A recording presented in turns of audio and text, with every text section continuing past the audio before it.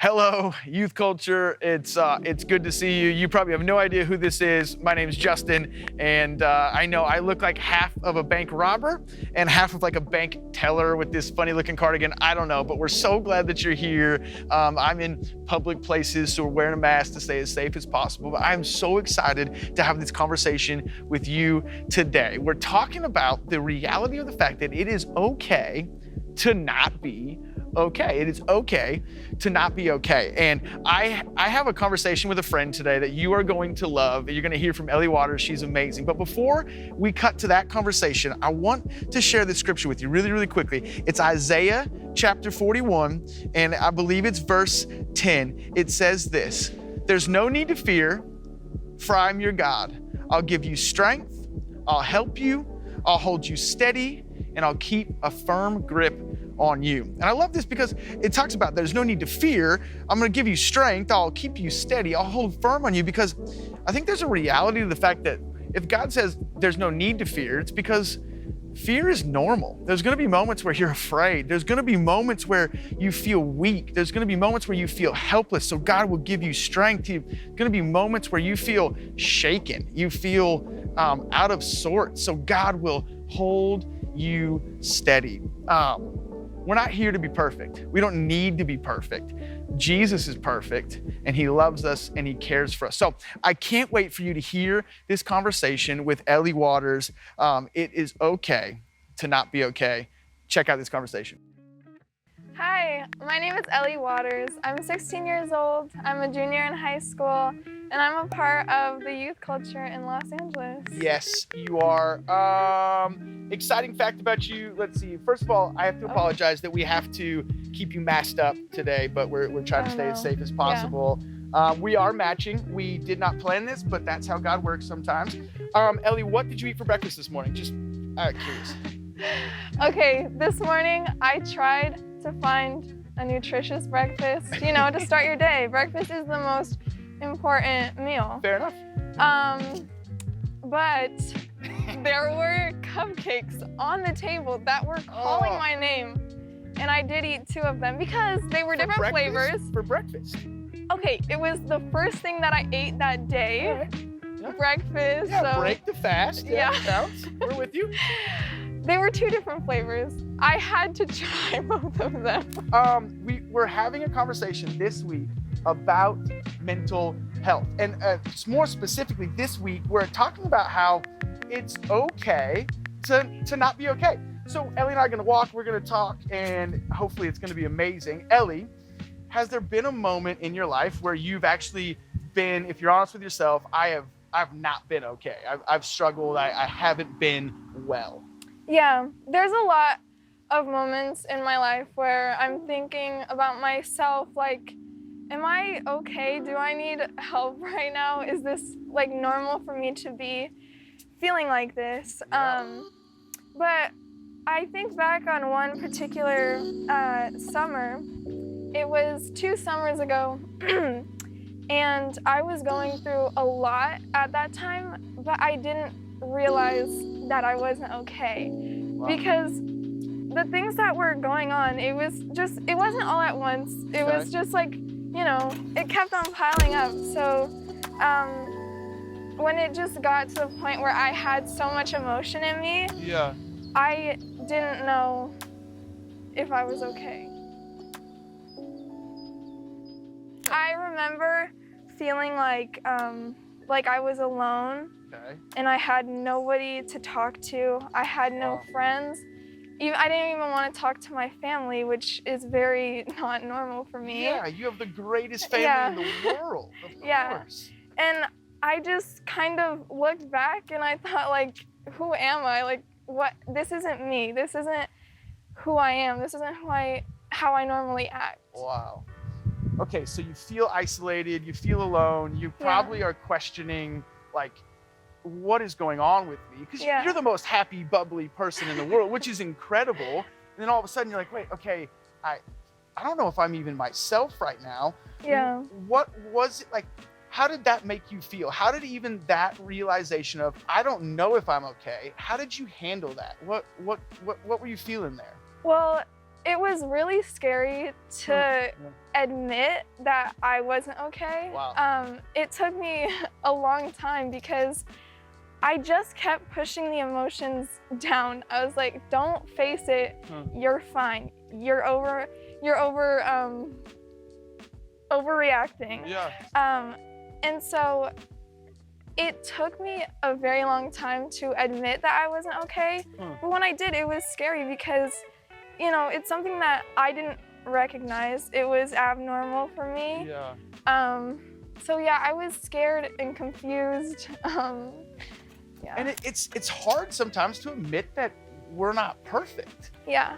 But the reality is, and I know this, you know this, we all know this, that we don't follow Jesus to be perfect.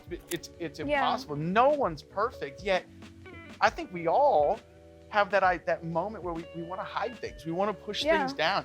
Do you think, it's kind of an honest question, do you think that because you're a part of a church and are supposed to have all of this faith, do you think that played a part in wanting to hide things? Or do you think it's just kind of like human nature?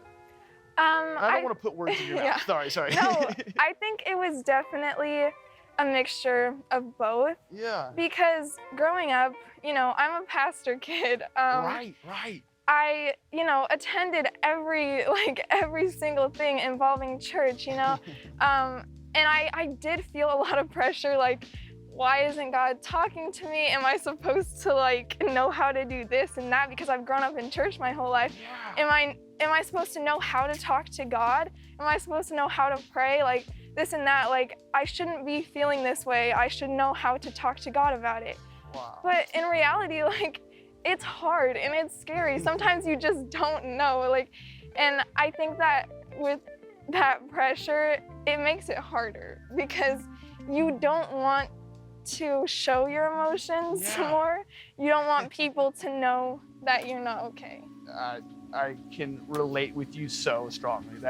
And that's so well said and so honest. Can I say, just honest in front of everyone, you being able to look at yourself honestly and assess how you grew up and assess where you're at and all that stuff, like you should be very, very proud of yourself.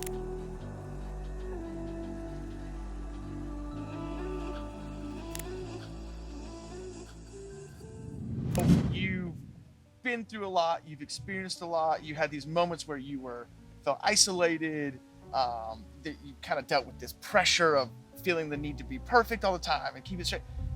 What was it that got you through some of those moments? How did you keep walking forward? I think what helped me was the first step to getting better is recognizing and admitting your problem and like what you like, you know, you can't get better without knowing what's wrong. No.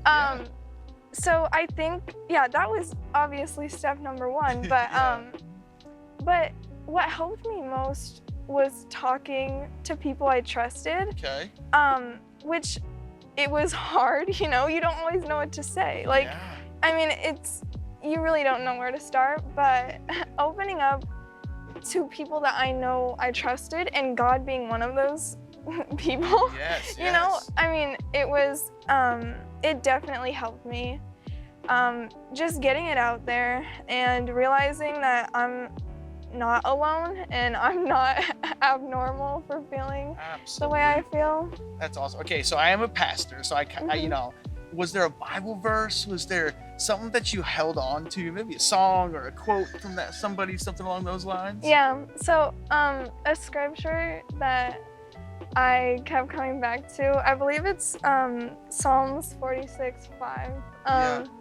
It says, God is within her, she will not fall. Wow. It's very, very simple, but it gives me hope. Yes, absolutely. What a beautiful verse. I love that. What would you say to someone who is maybe your age, maybe a little younger, maybe even a little bit older, who's probably watching right now that is in the exact same situation or a very similar situation, feeling isolated, feeling alone, maybe depressed, maybe lonely, questioning, am I okay? What advice would you give to that person? You know, everybody's different. Everybody handles it a different way. Like I said, Opening up is a very, hard, difficult thing to do, but I think it's very powerful. And just like, even if you can't open up to somebody, just talk to yourself out loud. God will hear you.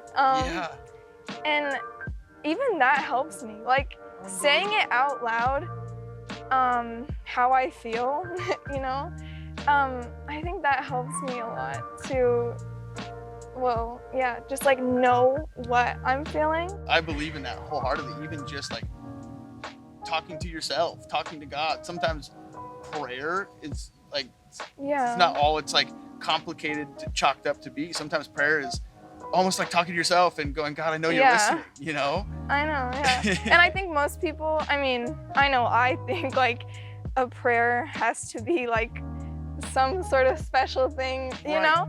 But like, it doesn't have to be. Like, you can just say, well, what helps me is like saying what I'm thankful for really helps me. Knowing because it helps me know like what I have in life, and I don't want to take what I have for granted, and it just like, it helps me feel not alone.